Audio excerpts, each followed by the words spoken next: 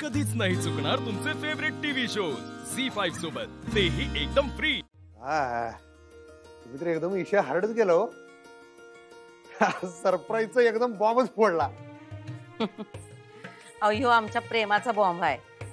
अधिपती, तुमच्यासाठी आम्ही काय भी करू शकतोय। लई प्रेम आहे आमचं तुमच्यावर। आमच्या आईचं काळीज आहे हो।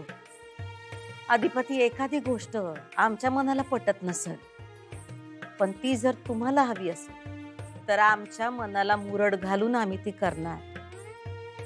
गाणं काय हो, तुम्ही आमच्याकडे कुठली भी गोष्ट मागा, अगदी कुठली भी, जग इकडचं तिकडं करू, पण ती गोष्ट आम्ही तुम्हाला आणून देणार म्हणजे देणार। अहो, तुमचं आमच्यावर किती प्रेम आहे ते सांगायची गरज नाही हो। नशिबवान आहे आम्ही। मग गाणं शिकायला सुरुवात करायची का आजपासून? हा, तुम्ही म्हणशील तसं। हॅपी हॅपी मस्तरीन बाई। हो, thank you madam, thank you so much. हो काय त्यात थँक्यू पिंक्यू? हा, घरातल्या घरात कसलं आलंय आभार प्रदर्शन? हो, लेकासाठी आईने केलं, एवढी कुठली मोठी गोष्ट आहे? हा नाही नाही, पण हे खूप अनपेक्षित आणि चांगलं काम केलंस तू। अधिपतीच्या दृष्टीने ही खूप महत्वाची मोठी गोष्ट झाली आहे। अहो, तुम्ही जेव्हा आम्हासनी बोलला होता का नाही, तेव्हाच आम्ही ठरवलं होतं, पण हे सगळं नियोजन करायचं म्हणजे वेळ लागणारच नाही का? तुम्ही का नाही आई साहेब, तुम्ही असं एवढं गॅसवर ठेवताय आणि असं एकदम धान्य दिशी सरप्राईज देऊन टाकताय। खरंच ईशा हार्ड आहे, तुमचं कामच जगात भारी व्हायचं। अहो, आम्ही केलंय म्हणजे काय, आमचं कर्तव्यच आहे ते। तुमच्या आनंदातच आमचं सुख आहे। चला, आजपासून तुमची गाण्याची शिकवणी सुरू। पण मॅडम, कोण शिकवणार अधिपतींना? मी एक शिक्षिका बोलावल्या होत्या गाणं शिकवणाऱ्या, पण त्या अचानक निघून गेल्या। काय झालं काही कळलंच नाही। आता कोण शिकवणार? म्हणजे मला कळलं नाही, कारण हे वादक आहेत ना। सनबाई, तुम्ही लोड नका घेऊ, त्याचं पण नियोजन केलंय आम्ही। धनाजी, तू तंबुरो घाला आमच्या डोसक्यात। काय बोलताय तुम्ही अधिपती? धनाजी, घेऊन येते असनी।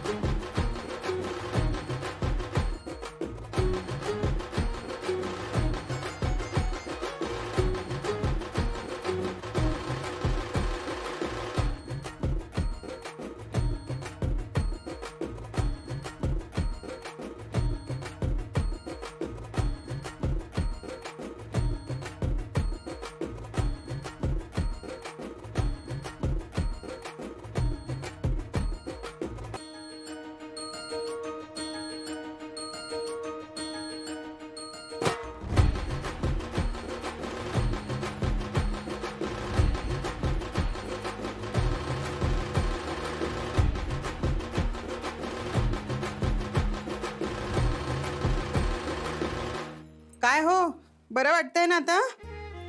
हो, बरं वाटतंय। अक्षरा येऊन गेली ना, तेव्हापासून जरा तरतरीतपणा आल्यासारखं वाटतंय. हो ना. आपलंही कसं आहे बघा ना, एका मुलीचं असं सगळं सुरळीत सुरू झालेलं आहे, काही काळजी नाही, आणि दुसऱ्या मुलीची काळजी काही संपत नाही. तिच्याशी कसं बोलावं, तिला कसं समजून सांगावं तेच कळत नाहीये हो मला. खूप विचित्र वागायला लागली आहे इरा. बघ ना ग, अगं किती वाजून गेले, अजून आलेलं नाहीये. तिला जरा फोन ला. अहो काय, काही सांगायचं नाही, काही कळवायचं नाही, सगळं आपल्याला गृहीत धरायचं अगदी. बरोबर, मी तुम्हाला गृहीतच धरते आणि अजून काय करते मी? करेक्ट, काही काम करत नाही. मला मान्य, मी वाईट आहे. इरा अगं शांत हो. का शांत होऊ मी? सांगा ना. आई एकदा तरी माझ्याविषयी चांगलं बोलते? अगं तू संधी दे ना तसं बोलायची. माझी इच्छाच आहे चांगलं बोलण्याची, पण तू तशी वेळ तर येऊ दे ना माझ्यावर. तू वागतेस कशी माहितीये का तुला? तू एकदा तरी विचार केलायस आई की मी असं का वागते? माझ्या प्रॉब्लेम्सचा एकदा तरी विचार केलायस तू? तुझे प्रॉब्लेम्स ताईकडे बघ. कितीही अडचणी आल्या तरी त्यातनं ती मार्ग काढते आणि तिला जे योग्य वाटतं ना ते ती करून दाखवते. अधिपतींना ती शिकवतीये आणि आता गाणंही शिकवणार आहे. कळतंय का तुला?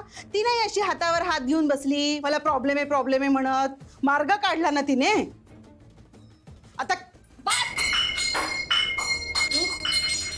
बस झालं. ताई मार्ग काढते ना? हा, कर्तृत्ववान आहे ना ताई. मग जर मी ताईला एक छोटं काम सांगितलं तर ती करू शकेल? निखिलची नोकरी परत मिळवायची. असा बिचारा निखिल काम नाहीये, नोकरी नाही म्हणून फ्रस्ट्रेटेड आहे. जर ताईने त्याची नोकरी परत मिळवली तर तुम्ही तर ऑब्व्हियसली तिचं कौतुक करणारच ना. मग मीही तिचं कौतुक करेन. एक मिनिट, मी फक्त कौतुक नाही करणार, ताईचा सत्कार करेन, सत्कार. जर तिने हे काम केलं तर. मार्ग काढते ना, बघू काय करते ते. मॅडम ह्या शिकवणार आहेत का गाणं? म्हणजे यांच्या नावातच गाणं आहे सरगम. यांचे गाण्याचे कार्यक्रम होतात, रेडिओवर पण गातात, टीव्हीवर पण आलत्या ना. हो. एकदम चांगला कळा आहे यांचा. आता आमच्या अधिपतीनं गाणं शिकवायचं म्हणजे आम्ही काही कुणी आयर गैर आणणार वय? गाऊन दाखवा. बसा बसा, सगळ्यांनी बसून घ्या.